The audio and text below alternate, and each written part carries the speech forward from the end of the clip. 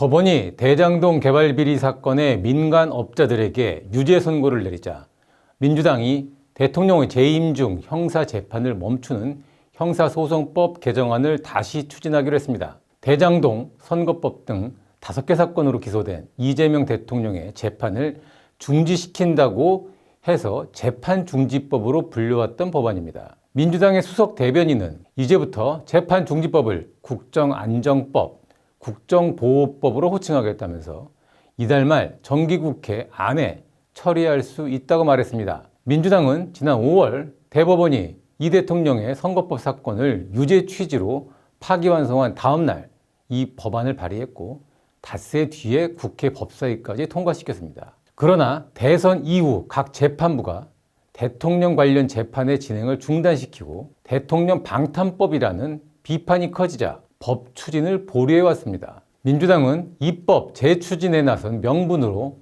지난달 국정감사에서 서울 고법원장이 대통령 재판 재개가 이론적으로는 불가능하지 않다고 발언했다는 점을 들고 있습니다. 그러나 법원의 이런 입장 표명은 원론적인 말일 뿐 현실적으로 가능하지 않다는 것을 민주당도 모르지는 않을 겁니다. 그보다는 배임 혐의로 재판을 받던 대장동 일당 5인에게 1심 법원이 징역 4년에서 8년까지의 중형을 선고하고 법정 구속했기 때문이라고 볼 수밖에 없습니다. 대장동 사건과 관련해 이 대통령은 민간업자들과 별도로 기소돼 재판을 받다가 당선됐고 현재 재판이 중단된 상황입니다. 이번 판결을 두고 민주당은 이재명 대통령의 무관함을 강조한 반면 국민의힘은 대장동 최종 결정권자인 대통령의 재판이 재개돼야 한다면서 정반대로 해석하고 있습니다. 민주당은 집권 이후 사법부 독립을 위협하는 법 개정을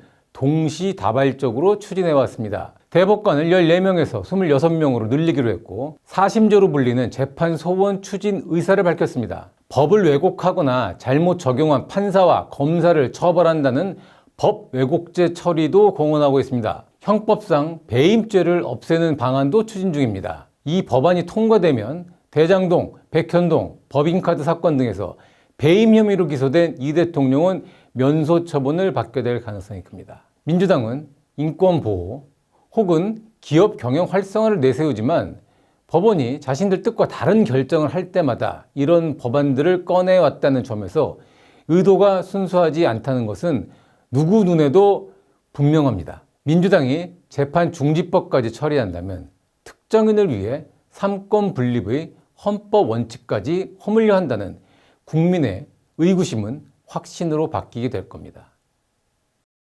자정부터 새벽 5시까지 심야 배송을 금지하자는 민노총 산하 전국 택배노조의 요구에 택배기사들 반발이 잇따르고 있습니다. 택배노조는 노동자 건강권과 과로 방지를 명분으로 내세웠지만 정작 당사자인 현장 택배기사들은 민노총이 무슨 권한으로 내 일자리를 빼앗으려 하나는 반응을 보이고 있습니다. 쿠팡 위탁 택배기사 1만여 명이 소속된 쿠팡 파트너스 연합회가 야간 택배기사 2,405명을 대상으로 조사한 결과 93%가 새벽 배송 금지에 반대했고 95%가 심야 배송을 지속하겠다고 답했습니다. 민노총은 새벽 배송이 과로와 착취의 상징인 듯 주장했지만 현장 기사들은 교통혼잡이 적고 수입이 더 좋으며 낮에 개인 시간을 활용할 수 있다는 점 등을 들어 새벽 배송을 선호한다고 했습니다. 새벽 배송은 2천여만 명이 이용하는 생활의 필수 인프라로 자리 잡았습니다. 15조 원 규모로 성장한 시장이 멈추면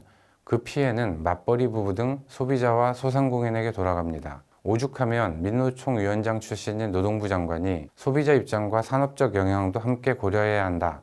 신중한 검토가 필요하다고 했겠습니까? 택배기사들은 새벽 배송이 주간 근무에 더해 강제로 하는 추가 노동이 아니라 밤에 출근해 새벽에 퇴근하는 별개의 근무 형식이라며 민노총이 현장 실정을 모른다고 반박하고 있습니다. 노동자를 대변한다는 민노총이 실제로는 일하려는 사람의 기회를 빼앗는 역설이 벌어지고 있는 것입니다. 더 일하려는 사람의 발목을 잡는 규제는 택배 분야만이 아닙니다. 주요국 중 가장 경직적이라는 주 52시간제처럼 우리 사회 전반에 뿌리 깊게 박힌 규제가 많습니다. 중국은 반도체와 전기차, 자율주행 등 첨단 산업에서 오전 9시부터 오후 9시까지 6일 일하는 996 근무제로 경쟁력을 끌어올리고 있습니다. 중국의 추격에 놀란 미국 실리콘밸리 업체들이 중국식 996 근무제를 속속 도입할 정도입니다. 그런데 한국은 오후 6시면 연구소 전원과 컴퓨터가 꺼져 더 일하고 싶은 연구원은 근처 카페에 가서 일하는 실정입니다. 능력껏 일하고 일한 만큼 더 보상받을 기회를 정부가 막고 있는 것입니다. 노동은 인간의 존엄과 생계를 지탱하는 기본 행위입니다.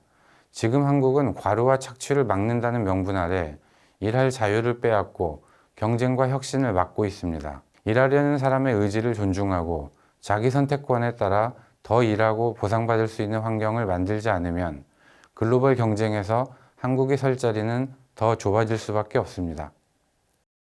조원철 법제처장이 이재명 대통령의 대장동 사건의 무죄를 다시 주장하면서 이 대통령은 대장동 일당을 한 번 만난 적도 한 푼 뇌물을 받은 적도 없다고 말했습니다. 이 대통령의 변호인 출신이 조 처장은 친여 성향 유튜브에 나와 그런데도 수백억 원 뇌물이나 지분을 받기로 했다는 주장 자체가 너무 황당하다고 말했습니다. 법원은 최근 대장동 사건으로 기소된 5명에게 징역 4년에서 8년의 중형을 선고하고 법정 구속했습니다. 이들 민간 업자들과 별개로 기소된 이 대통령의 대장동 사건과 무관할 수 없는 사건입니다. 이런 상황에서 법제처장이 재판이 진행 중인 이 사건에 대해 일방적으로 편향된 의견을 밝히는 것 자체가 부적절합니다. 법제처장은 정부의 입법 활동을 총괄하고 법령에 대한 유권 해석 권한을 갖고 있는 공직자입니다. 물론 정당에 가입할 수 없습니다.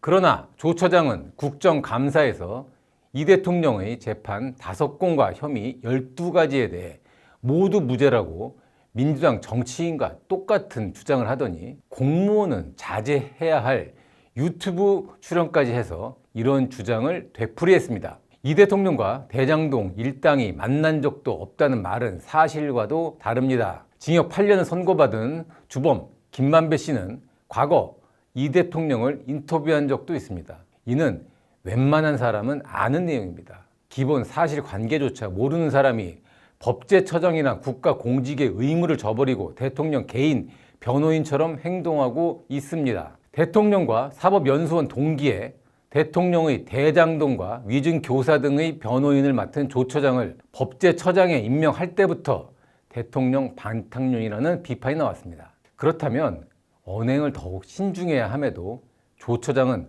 반대로 하고 있습니다. 대통령 4년 연임으로 개헌을 할 경우 이 대통령에게 적용될 수 있느냐는 질문에도 국민이 결단할 문제라면서 헌법과 다른 이야기를 했습니다. 헌법도 제대로 모르는 겁니다. 국민의힘이 법제처장이 탄핵 대상인지 묻자 법제처장은 탄핵 대상이 아니다라는 해석을 내놨습니다. 이재명 대통령의 5개 재판은 대통령 당선과 동시에 사실상 중단됐지만 퇴임 이후에는 재개될 수밖에 없습니다. 그때까지 정치적 논란은 누구에게도 도움이 되지 않습니다. 그런데 민주당은 대법원장 모욕주기와 각종 입법으로 사법부를 압박하고 법제처장은 제 신분을 망각하고 대통령 변호인을 자처하고 있습니다. 변호인을 하고 싶다면 법제처장직을 내려놔야 합니다. 정부가 최근 국회에 제출한 내년도 예산안에 대통령실 특수활동비 82억 5,100만 원이 포함됐다고 합니다. 윤석열 정부가 작년에 요구했던 특활비와 같은 규모입니다. 민주당은 당시 특활비를 1원도 남기지 않고 전액 삭감했습니다. 이재명 대통령은 민주당 대표였던 작년 11월 특활비를 전액 삭감하며 쓸데없는 예산이라고 했습니다. 국민의힘이 반발하자 특활비를 깎았다고 나라 살림을 못하겠다고 하는 것은 당황스러운 이야기라고 했습니다. 당시 박찬대 원내대표도 대통령실 특활비를 삭감했다고 해서 국정이 마비되지 않는다고 했습니다. 그런데 이번엔 그 예산을 액수까지 동일하게 되살렸습니다. 이재명 정부는 지난 7월에도 추가 경정 예산을 통해 대통령실 특활비 41억 2,500만 원을 편성했었습니다. 그러면서 국익 및 안보 등과 연계돼 고도의 보안이 요구되는 활동에 직접 소요되는 경비라는 이유를 댔습니다. 자신들이 야당일 때는 쓸데없던 예산이 집권하고 나선 갑자기 중요하고 꼭 필요한 돈이 된 겁니다. 말이 정반대로 바뀐 데 대한 사과는 없었습니다. 특활비는 국가재정법 제44조에 따라 정부의 특수한 활동에 지원되는 비용입니다. 대통령이 유공자에게 주는 금일봉이 특활비에서 나옵니다. 출처를 밝히기 어려운 안보실의 각종 비밀 활동에도 쓰입니다. 공식 예산 항목으로 잡기는 애매하지만 대통령이 국정에서 소외되거나 그늘진 곳을 챙기라는 취지로 배정하는 겁니다. 민주당은 그런 예산을 없애더니 언제 그랬냐는 듯 자신들은 특활비를 쓰겠다고 합니다. 이재명 정부는 내년 9월 폐지될 검찰의 특활비도 72억 900만 원으로 책정해 예산안에 넣었습니다. 윤석열 정부가 작년에 80억 원을 요구했지만 민주당은 전액 삭감했습니다. 현장에서는 특활비 삭감 이후 수사가 제대로 진행되지 않는다는 호소가 많았습니다. 실제로 올해 초엔 그 여파로 보이스피싱, 마약 사범 검거가 줄었습니다. 이런 결과가 뻔히 예상됐는데 민주당은 검찰 특활비를 없앴습니다. 정권 발목 잡기 외에 다른 목적은 없었을 겁니다. 어떤 정권이든 특활비는 필요합니다. 민주당도 이 사실을 모르지 않을 겁니다. 그런데도 정쟁에 눈이 멀어 특활비를 삭감했습니다. 국민이 작년 민주당의 일방적 예산 삭감을 지켜봤습니다. 말을 뒤집고 특활비를 부활하려면 대통령실이 사과라도 해야 합니다. 하지만 하지 않을 겁니다. 정말 얼굴이 두꺼운 사람들입니다. 문화유산법에 따라 정하는 역사문화환경보존지역이라고 있습니다. 지자체마다 보존지역 대상 범위가 다른데요. 서울시의 경우 문화유산 외부 경계로부터 100m 이내입니다. 그런데 이 조례의 하위 조항에 보존지역 100m 밖에서 시행하는 공사까지도 문화유산 보존에 영향을 미치는지 검토하는 내용이 포함되어 있습니다.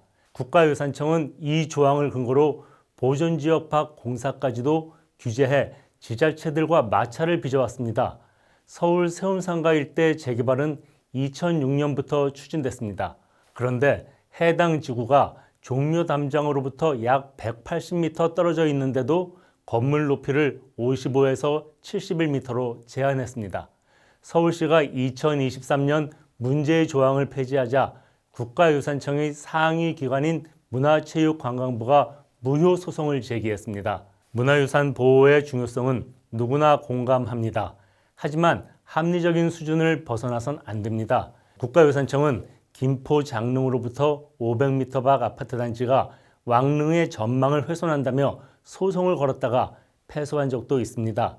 이러니 문화유산 보호가 아니라 완장찬 권력 같다는 비판이 나옵니다. 매장 문화유산을 둘러싼 갈등은 더 심각합니다.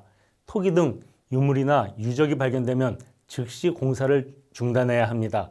일부 개선된 조치가 도입됐다고 하지만 발굴 비용까지 떠안아야 하는 시공업체들은 유물이 발견된 사실을 숨기는 경우도 있었습니다. 세운상가는 지은 지 58년 된 낡은 흉물입니다. 이번 판결로 서울시의 세운상가 재개발 계획이 탄력을 받게 됐습니다. 세운상가 일대를 142m 높이 초고층 국제 업무지구로 만들고 상가 자리에는 녹지를 조성해 종묘와 연결한다고 합니다. 계획대로라면 청계천처럼 도시 면모를 바꿀 수 있습니다.